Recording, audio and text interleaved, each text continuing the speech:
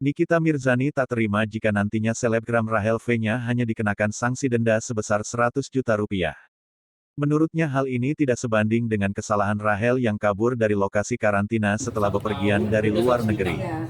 Apakah dengan adanya ancaman itu tidak membuat jerah dan takut? Rendah banget ya. Kalau ancaman kalau cuma suruh bayar denda 100 juta sih sepele ya. Itu nggak ada apa-apanya. Tapi yang penting kurungan penjaranya ini ya bisa terlaksana atau enggak gitu. Nah mungkin sekarang gara-gara ada Rahel V-nya, mungkin sebetulnya banyak Rahel V-nya yang lain gitu. Tapi kan tidak tahu, tidak ketahuan. Lalainya Rahel itu adalah dia tidak pikir kalau dia ini followersnya banyak gitu. Jadi orang pasti akan ada yang mengintai.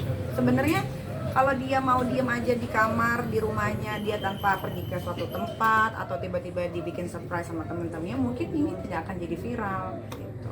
Kak, ini kan dia bisa berlalu lalang ke Bali dan enak-enak happy-happy di Bali itu seperti apa sih Kak pendapat Kakak? Ya kalau gue sih jujur karena gue pernah merasakan karantina, gue kesel ya gitu. Kalau dia alasannya katanya kangen sama anak, gue juga punya anak 3 gitu kan. Kalau alasan dia kangen anak, kenapa saat dia pergi ke LA dia nggak bawa anaknya? Itu pertama. Kedua, dia extend 8 hari di LA bersama pacarnya.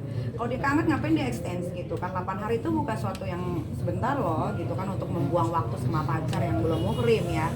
Gitu. Terus tiba-tiba di diwawancara sama Boy, ya saya tahu saya salah tapi saya beneran kangen anak, tapi itu juga bukan jadi suatu alasan untuk saya gitu kan. Ya memang bukan alasan karena yang di karantina ini banyak banget juga yang punya anak kok gitu. Bahkan orang-orang yang tidak mampu pun harus menjalankan karantina di hotel-hotel yang memang tidak terlalu mahal.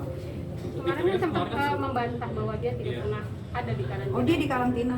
Jadi memang netizen ini pinter-pinter ya. Ada foto-fotonya ternyata waktu dia selama di karantina sama pacarnya satu kamar.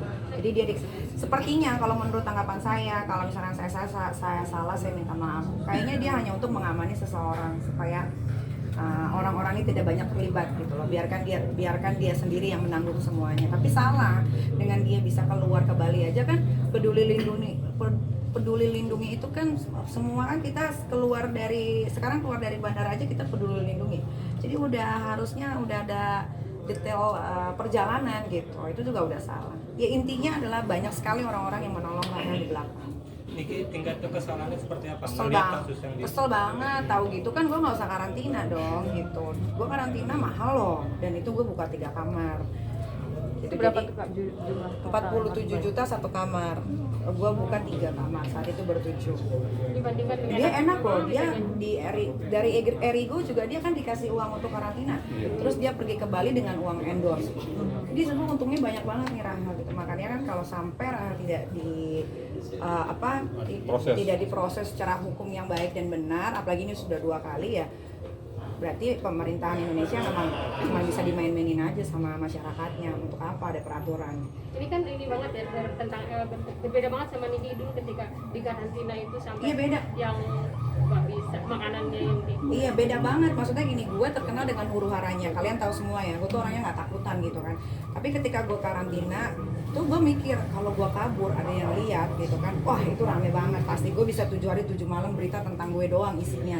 Belum lagi bulian dari masyarakat Indonesia, belum lagi nanti aparat ini aparat itu datang, yang ada gue dijemput lagi gitu. Tapi ini jauh berbeda ketika Rahel V-nya yang sekarang sudah viral tapi belum ada tindakan atau pergerakan dari bapak-bapak yang mengatur segala macam tentang COVID, tentang karantina ini gitu. Pada kemana? Gue bingung gitu. Coba kalau Rahel V-nya itu gue yakin gue 100% pasti gue udah dijemput. Itu udah pasti. Itu udah pasti. Kira-kira nanti kedepannya Rahel akan legowo nggak ngomong minta maaf? Dia kan sudah minta maaf kan di sosial medianya juga, dan gue juga bilang kalau cuma minta maaf gampang untuk kepada polisi, buat kepada penjara ya kan. Ya kita bikin salah minta maaf aja, easy kan gitu. Jadi, tapi permintaan maaf itu nggak semudah itu gitu. Kalau gue jujur kalau ditanya maunya Rahel V-nya diapain, gue pengennya dia di penjara. Karena ini udah 2 kali gitu, dan kalau sekali masih bisa diomongin lah, berarti dia hilaf. Tapi kan kalau 2 kali kan bukan hilaf. Dan dia melakukan itu secara sesadar-sadarnya, bukan dia lagi mabok atau dia lagi konslet atau gimana. Enggak. Oke Kak Niki, besok Kamis kan Rahel V-nya akan dipanggil oleh Polda. Seperti apa nih tanggapannya? Iya, mudah-mudahan bapak-bapak polisi bisa melihat kasus ini secara benar ya, gitu, transparan. Nanti juga harus dikasih tahu bagaimana prosesnya. Karena kasihan banget nih setelah Rahel V-nya bisa kabur, banyak banget tuh yang DM kayak, ih Mbak Niki saya TKW loh, saya 2 tahun nggak pulang, ketika saya pulang ke Indonesia uang saya habis untuk bayar hotel.